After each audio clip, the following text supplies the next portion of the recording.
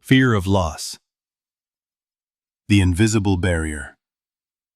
Fear is one of the most common and powerful emotions that shape our relationship with money. It hides in the background of decisions, whispering in your ear, "What if I lose it? What if it doesn't work? What if I fail?" This fear doesn't just stop you from making reckless decisions, it often stops you from making any decision at all. It shows up when you think about negotiating for a raise at work. Fear says, "What if they say no? What if I look greedy?" So you stay quiet. It shows up when you're considering investing in yourself, whether through education, a business, or even a new opportunity.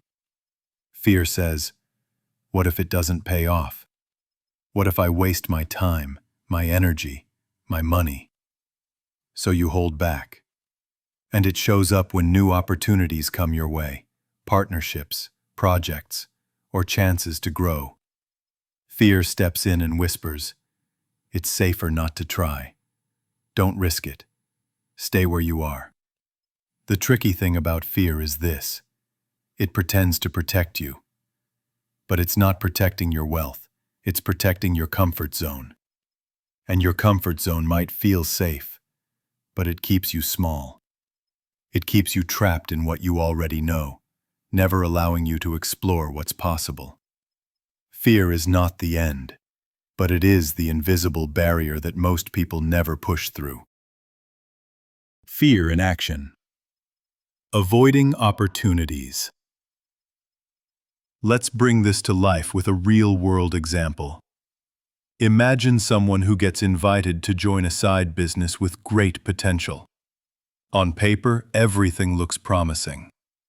They could learn new skills, grow their network, maybe even build a meaningful income stream. But before they even give it a real thought, fear steps in. Fear says, "It's too risky. You'll probably fail. People like you don't succeed at things like this." So instead of leaning in, instead of even exploring the possibility, they pull back. They say no. And in that moment, the door closes. This is how fear steals wealth.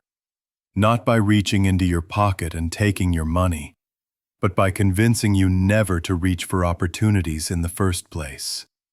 Fear makes sure you never start, never try, never stretch beyond what feels safe. And the saddest part? Most of the time, the risk was never as big as fear made it out to be. The fear itself was bigger than the reality. Fear exaggerates danger and downplays possibility. And if you let it run your choices, it quietly robs you of the future you could have built. Case example: John. Fear of failure, missed opportunity. Let me share with you John's story. John always dreamed of financial freedom. He wanted to invest, to create multiple streams of income, to finally escape living paycheck to paycheck. But whenever an opportunity came his way, fear won. He'd get emails about investment workshops or training programs. He'd open them for a second, and then delete them immediately.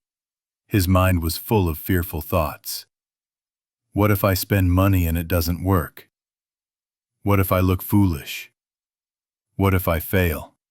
So, John never went. He never tried. He never learned.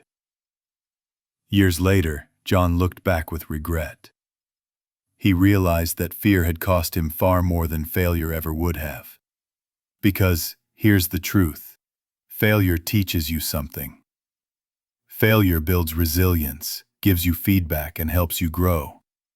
Fear, on the other hand, teaches you nothing. Fear only leaves you stuck in the same place, year after year. Remember this: the price of fear is always greater than the price of trying. Because, even when you fail, you walk away with knowledge, experience, and strength. But when fear stops you from acting, you walk away with nothing but regret. Face the fear. Name one missed chance. Now, I want you to bring this home for yourself. Take a moment. Think of one opportunity you didn't take because of fear. It could have been a job offer, a side hustle, an investment, or even something as simple as asking for help or advice. Write it down in your workbook. Be specific. What was the opportunity?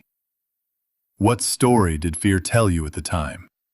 And what action or inaction did it lead to? Now, ask yourself, if fear wasn't in the way, what would I have done differently? This is how you begin to loosen fear's grip. Because once you see the pattern clearly, you'll realize fear has no real power unless you let it decide for you. And the moment you start choosing courage over fear, your financial story begins to change.